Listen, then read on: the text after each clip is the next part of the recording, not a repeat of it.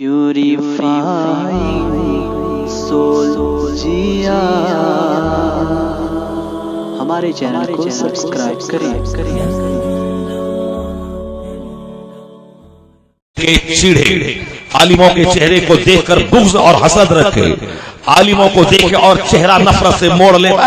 بہت دیکھا ہے ہم نے۔ تو سنیے، ملفوظات غریب نواز میں ایک روایت درج ہے کہ ایک شخص کا انتقال ہوا، گھر والے ان کے سر کو قبلہ کی طرف پھیرنا چاہتے ہیں، مگر جیسے پھیرتے ہیں اس وقت تو سر گھوم جاتا ہے، پھر بعد میں ان کا چہرہ قبلہ کی طرف سے پھر جاتا ہے۔ بار بار گھر والوں نے کوشش کی کہ ان کا رخ قبلہ کی طرف ہو جائے، کعبہ کی طرف، لیکن ان کا رخ ہو نہیں رہا تھا۔ جب ہزار کوشش ہوئی مگر رخ ان کا قبلہ سے پھر ہی جاتا تھا، تو ایک آواز غیب سے سنائی دی کہ تم لوگ ہزار کوشش کرو، ان کا چہرہ قبلہ کی طرف ہو نہیں سکتا ہے، اس لیے کہ یہ وہ بد نصیب ہے کہ زندگی میں جب بھی کسی عالم دین کو دیکھتا تھا تو نفرت سے اپنا چہرہ پھیر لیتا تھا۔ تو عالم سے نفرت کے کرنے کی وجہ سے ان کے چہرے کو قبلہ کی طرف سے پھیر دیا گیا ہے۔ اللہ حسمت خواجہ غریب نواز یہ روایت بیان کرنے کے بعد اپنے ماننے والوں کو عالم دین سے محبت کرنے کا پیغام دیتے ہیں اور فرماتے ہیں علماء کرام کو بھی کہ چاہے آپ ہزار قریب رہیں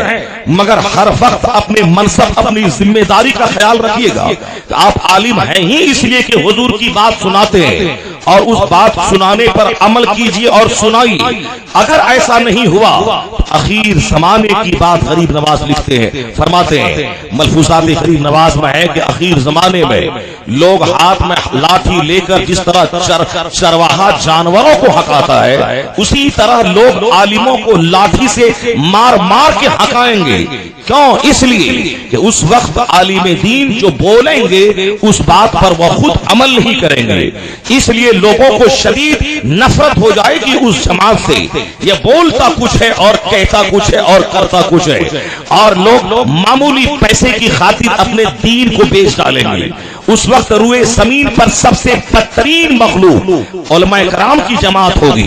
جن سے فتنہ نکلے گا اور انہی کی طرف فتنہ لوٹے گا۔ حضور فرماتے ہیں کہ آسمان کے نیچے اور اس زمین کے اوپر سب سے بدترین مخلوق وہی ہوگی جو آج شریر بدترین قسم کے عالموں کی جماعت ہوگی، اس لیے کہ عالم کا چہرہ گورا ہوتا ہے اس لیے ان کی عزت نہیں کی جاتی ہے، عالم دین بہت مالدار ہوتے ہیں اس لیے ان کا ہاتھ نہیں چوما جاتا ہے، عالم دین آنے والا کوئی بہار کے دیہات سے آتا ہے، وہ چل کے مہاراشٹر کی راجدھانی بمبئی میں خطاب کرتا ہے، لوگ آتے ہیں ان کا ہاتھ ان کی پیشانی چومتے ہیں۔ ان لوگوں سے پوچھیں کہ تم نے دیکھا کہ بہار کا دیہاتی اپنے پاس زمین رکھتا ہے کہ نہیں، مکان رکھتا ہے یا نہیں، ان کے پاس 4 ویلر 2 ویلر ہے یا نہیں؟ وہ مراٹھی بولے گا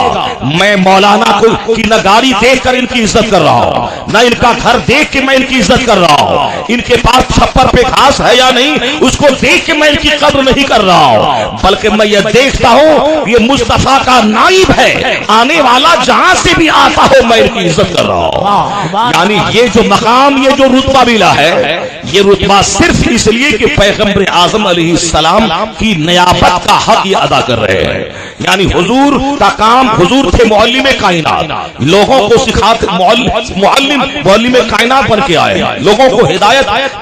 کا راستہ دکھلانے آئے ہیں۔ تو اب ایک عالم دین کا کام یہی ہے وہ جہاں بھی رہیں، جہاں بھی رہے، ہر جگہ وہی کام کریں کہ میں نائب ہوں، گھر میں رہیں بیوی بچوں کو سمجھائے، مجمع میں رہیں لوگوں کو سمجھائے، اپنے حجرے میں رہے آنے والوں کو سمجھائے، تو اس کا وہ انعام ملا ہے کہ 50 کروڑ روزانہ کوئی کمالے جندل متل اور بل گیٹس کمالے وہ اپنی جگہ، لیکن کسی کو یہ شرف حاصل نہیں ہے کہ آدمی راستے سے گزرے تو چونٹی دعا کرے، راستے سے گزرے تو سمندر کی مچھلیاں دعا کرے، لیکن یہ شرف کسی عالم ربانی کو حاصل ہے یہ راستے سے گزرے تو سمندر کی مچھلیاں دعا کرے، سوراخوں کی چونٹیاں دعا کرے۔ اللہ سبحانہ، یہ حدیث پاک اگر ایک عالم دین روزانہ اس کو پڑھ لیں، آپ سمجھ سکتے ہیں کہ دنیا کی کوئی دولت رہے نہ رہے، کوئی صدمہ اس کو نہ ہوگا، اس لیے کہ پیغمبر اعظم کی حدیث کی روشنی میں جب چوٹی اور مچھلیاں دعا کریں، اس سے بڑا شرف اور اس سے بڑا مقام کوئی حاصل نہیں ہو سکتا ہے۔ اب یہ مقام ملتا کیوں ہے؟ حضور کا پیغام سنانے کی وجہ سے۔ اب ذرا توجہ کے ساتھ، اب تک میں نے تمہید باندھی ہے تاکہ عالموں کی محبت دل میں پیدا ہو اور جلسہ و جلوس کی اہمیت آپ کے دل اور دماغ میں آ جائے. اب آئیے کہ عالم کا